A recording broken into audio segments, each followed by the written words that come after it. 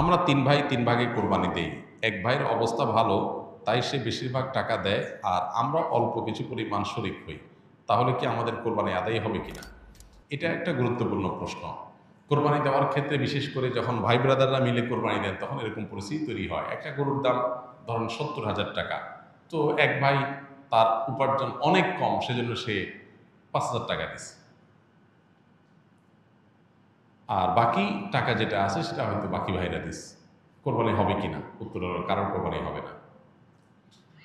কোরবানিতে যে কোনো একটা পূর্ণ অংশ নিতে হবে। ৭ ভাগের একটা পরিপূর্ণ অংশ, ৭ ভাগের ১ ভাগ, ৭ ভাগের ২ ভাগ, ৩ ভাগ, ৪ ভাগ, সর্বনিম্ন ১ ভাগ নিতে হবে। ভগ্নাংশ নেওয়া যাবে না। অর্থাৎ ১ ভাগেরও অর্ধেক নেওয়া যাবে না। ২ ভাগ মিলে ১ ভাগ নিয়েছে, হবে না। তখন সেটা গোস্ত খাওয়া হবে। পশু জবাই হয়ে গেছে সহি পদ্ধতিতে, গোস্ত খাওয়া হবে, কিন্তু কোরবানি হবে না। কোরবানি বিশুদ্ধ হইতে হলে প্রত্যেককে পূর্ণাঙ্গ একটা ভাগ নিতে হবে। হ্যাঁ, এখন এমন হতে পারে যে এক ভাইকে আল্লাহ আর্থিক সচ্ছলতা দিয়েছেন, বাকিদেরকে দেন নাই, তো কি হবে? তখন সচ্ছল যিনি, তিনি তার পক্ষ থেকে কোরবানি দিয়ে বাকি সবাইকে সবার পক্ষ থেকে দিবেন, যে ঠিক আছে তোমার পক্ষ থেকে একটা শেয়ার, তুমি টাকা দিলা না, আমি তোমারটা দিয়ে দিলাম, এটা হতে পারে। অথবা আরেকটা হতে পারে যে ঠিক আছে তুমি অল্প টাকা কামাই করছো, মাত্র ৫,০০০ টাকা আছে, তুমি টাকা না দিলে তোমার কাছে ভালো লাগতেছে না, তুমি টাকা দিলে তোমার কাছে খুশি হবে, তো সেক্ষেত্রে ৫,০০০ টাকা তুমি আমাকে দিয়ে দাও। এটা কোরবানির শেয়ার না। আমি কোরবানিতে এটা লাগাবো, সেটা ভিন্ন বিষয়, বাট তুমি শেয়ার হিসাবে দিলে না, এটা হতে পারে। প্রবাসীরা অনেকে একটা কাজ করে, বিশেষ করে মিডল ইস্টে যারা থাকে, অনেক প্রবাসীরা কোরবানিদের দিন নিজেরা একটা ছাগল জবাই করে। তো রুমে ৫ জন থাকে, এখন ৫ জন মিলে একটা ছাগল জবাই করলে ওই ছাগলের টাকা তারা ভাগ করে। এই যে এক ছাগলে কয়জন শরীক দিতে পারবে, কয়জন কোরবানি দিতে পারবে? একজন। ভগ্নাংশ দেওয়া যাবে না।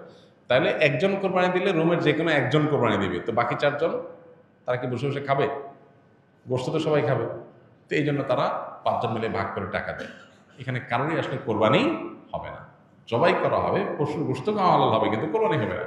যদি কোরবানি হতে হয় তাহলে এমন করা যেতে পারে, ৫ জন মিলে টাকা দিল একজনকে, দিয়া বললো ভাই আপনি মুরব্বী মানুষ, বড় মানুষ, বা আপনি যে কোনো কারণে আমাদের থেকে ভিন্নতর, তো এই টাকাটা আমরা সবাই তুলে আপনাকে দিলাম, কোরবানিটা আপনার তরফ থেকে আপনি দেন, সবটা একজন হইলো, গোস্তটা সবাই খাইল।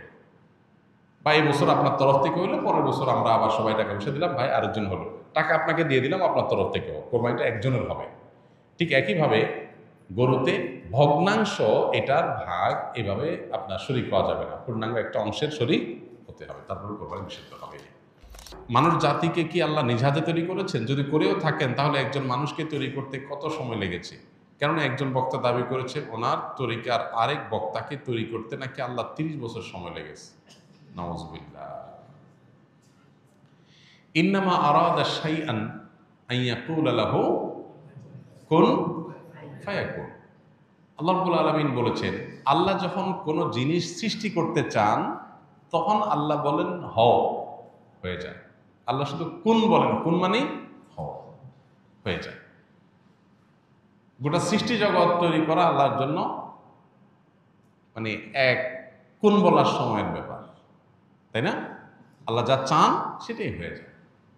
এরপর আল্লাহ তাআলা এই নবমণ্ডল এবং ভূমণ্ডল, এই মহা সৃষ্টি আল্লাহ তাআলা সৃষ্টি করেছেন ৬ দিনে।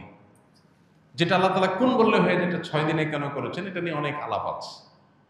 আল্লাহ তাআলা আগে একটা সৃষ্টি করেছেন, পরে একটা সৃষ্টি করেছেন। এখানে মানুষকে কাজের ধারাবাহিকতা, প্রত্যেকটা কাজ করার ক্ষেত্রে একটা সিস্টেমিক্যাল ওয়ে অবলম্বন করা, একটা ধারাবাহিকতা মেনটেন করা, কোনটা আগে কোনটা পরে, সে শৃঙ্খলা রক্ষা করে কাজ করা, এটার শিক্ষা দেওয়ার জন্য আল্লাহ তাআলা এই সময় নিয়েছেন। কিন্তু আল্লাহ তাআলার সময়ের প্রয়োজন নাই। যেখানে কোরআনে আল্লাহ তাআলা বলেছেন যে এই মহাসৃষ্টি নবমণ্ডল ভূমণ্ডল সৃষ্টি করেছেন আল্লাহ তাআলা ৬ দিনে, সেখানে এক বক্তা সৃষ্টি করছে আল্লাহ ৩০ বছর লাগছে। আল্লাহর শানে এ ধরনের কথা বলা ঈমান যাওয়ার মতো বেয়াদবি, ভয়ঙ্কর কথা। যে আল্লাহর ৩০ বছর লাগছে, মানে উনি এত বড় হয়ে গেছে, ওনারা বানাইতে আল্লাহর ৩০ বছর লাগছে, নাউযুবিল্লাহ। আপনি কোনো আলেমের মর্যাদা বর্ণনা করবেন, তার যোগ্যতা থাকলে সেটা বলবেন, ১০০ বার বলেন, কিন্তু বলতে গিয়ে যদি আল্লাহর শানে বেয়াদবি করে ফেলেন, আল্লাহর জন্য তারা বানানো কঠিন হয়ে গেছে, সে এত বড়, তাহলে মানে আল্লাহর জন্য কঠিন করে ফেলছে বিষয়। মানে কোনো কোনো ক্ষেত্রে এক্ষেত্রে আল্লাহ মানে আল্লাহর সাথে তাকে আপনি, আল্লাহ শক্তির সাথে তার সৃষ্টিকে আপনি কম্পেয়ার করলেন, মানে তার মাহাত্ম্য তুলতে গিয়ে আল্লাহর সাথে বেয়াদবি করলেন, কুফরি। কুফরি কথা, এ ধরনের কথা। আল্লাহ তাআলা আমাদেরকে হেদায়েত দান করুন। নবীকে সৃষ্টি করতে আল্লাহ তাআলা তো এরকম আলাদা করে এত বছর লাগছে কোনো হাদিসে আমরা জানি না সাল্লাল্লাহু আলাইহি সাল্লাম। সেখানে কোনো বক্তাকে সৃষ্টি করতে লাগবে কেন? আর আলাদা আলাদা করে আল্লাহ তো একজন একজন করে সৃষ্টি করেন নাই। আল্লাহ সৃষ্টি করেছেন আদম এবং হাওয়া, তাদের থেকে বাকি সব মানুষ সৃষ্টি করেছেন। আর সকল সৃষ্টি যত মানুষ কিয়ামত পর্যন্ত আসবে তাদের সবাইকে আল্লাহ তাআলা একসাথে আদম আলাইহিস সালামের পিঠে আল্লাহ তাআলা দিয়েছেন, হাদিসে রয়েছে। এগুলো সবগুলো আল্লাহর জন্য একটা কুন বলার ব্যাপার। অতএব এই কথাগুলো ভ্রান্ত কথা।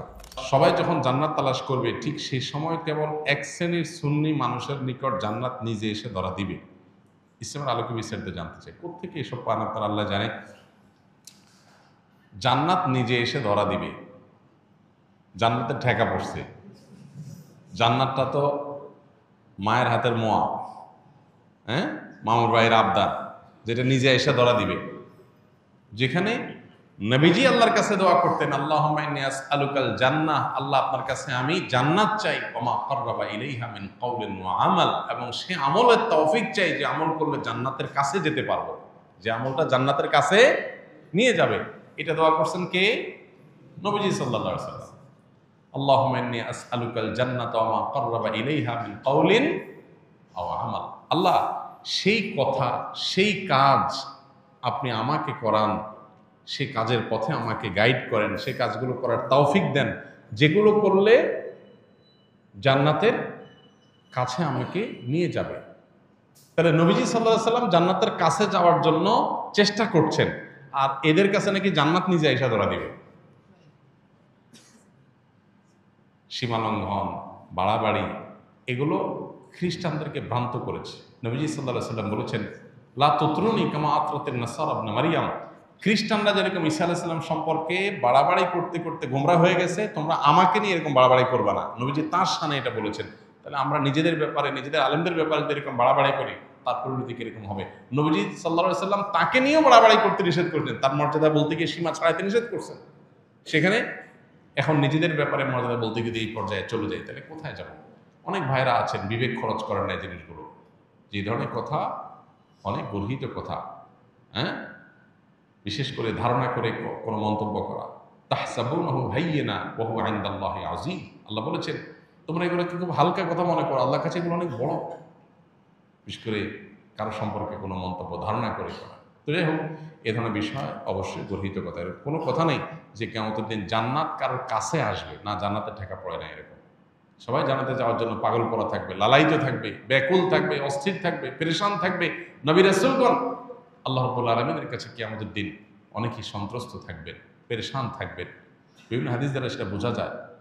তাদের হালত যখন এরকম হবে, সেখানে আপনার বিশেষ কোনো এই যুগের কোনো মানুষ তিনি তার কাছে জান্নাত বা তাদের কাছে জান্নাত আগে আয়সা ধরা দিবে, এটা খুবই জঘন্য কথা এবং ভুল কথা।